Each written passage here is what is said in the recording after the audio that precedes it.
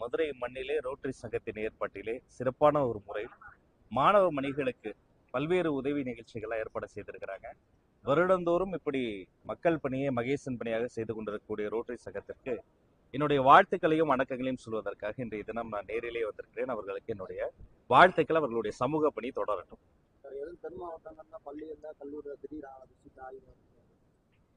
நான் ஒண்ணு சொல்லிக்கிறேன், இது வந்து ஒரு அமைச்சர் என்ற முறையை விட ஒரு சகோதரனாக சொல்லுகிறேன். தமிழ்நாடு முழுக்க இருக்கக்கூடிய எந்த பள்ளிக்கூடத்தில் வேண்டுமானாலும் எப்போது வேண்டுமானாலும் முன்னறிவிப்பின்றி நான் வருவேன் என்பதை இந்த நேரத்தில் சுட்டி காட்டுகிறேன். இது வந்து ஒரு எச்சரிக்கையா நீங்க எடுத்துக்க வேண்டாம்.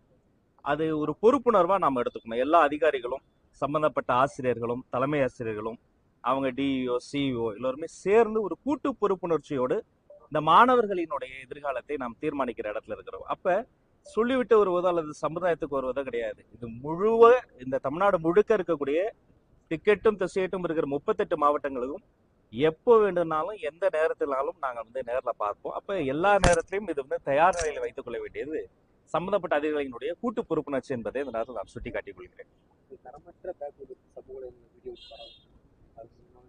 உடனடியாக அந்த சம்பந்தப்பட்ட அதிகாரிகள் விளக்கம் கேட்டேன்.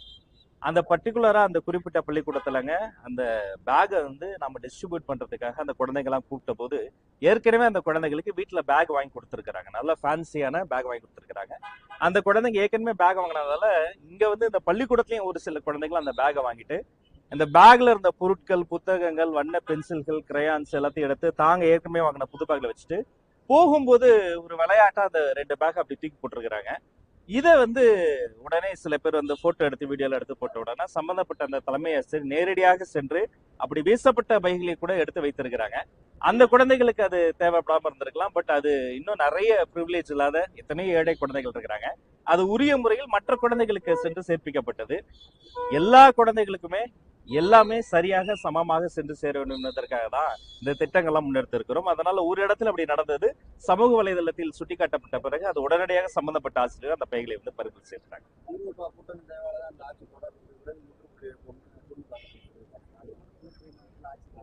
ஒரு மூத்த அரசியல் தலைவர், முதிர்ச்சியான ஒரு அரசியல் தலைவர், இன்றைய நிலையில் தமிழ்நாட்டில் இருக்கக்கூடிய ஒரு சீனியர் மோஸ்ட் பொலிட்டிஷியன் கூட அப்படி சொல்லலாம், முன்னாள் முதலமைச்சர் மு.க. ஸ்டாலின் அவர்கள் அப்படி கூறியிருக்க வேண்டாம். அந்த சாய்ஸ் ஆஃப் வேர்ட்ஸ் வந்து அவர் தவிர்த்திருக்கலாம். நம்மளை பொறுத்த வரைக்கும் நமது கூட்டில் இருக்கக்கூடியவர்களை சொன்னபடி மாண்புமிகு தமிழ்நாடு முதலமைச்சர் சி ஜோசப் விஜய் அவர்கள் அமைச்சரவையில் இடம் தந்திருக்கிறார். இன்னைக்கு வன்னியரசு தோழருக்கு வந்து அமைச்சர்கள் இடம் கிடைத்திருப்பது வன்னியரசு தோழர் என்ற ஒரு தனி மனிதருக்கு கிடையாது. அது நீண்ட நெடுங்காலமாக ஒடுக்கப்பட்ட மக்களுக்கான ஒரு அங்கீகாரம். இன்னைக்கு வந்து இந்திய யூனியன் முஸ்லீம் லீக் வந்து இத்தனை ஆண்டுகள் சுதந்திரத்துக்கு பிறகு முதல் முறையாக அமைச்சர்கள் இடம் பிடித்திருக்கிறது என்பது குரலற்றவர்களுக்கு குரலாக ஒழிப்பதற்கான அடையாளம். அப்ப கூட்டணி என்ற பேரில் அவர்களினுடைய முதுகில் ஏறி சவாரி செய்துவிட்டு வாக்குகளை மட்டும் வாங்கிவிட்டு அவர்களுக்கான அங்கீகாரத்தை இத்தனால் தராம இருந்தாங்க.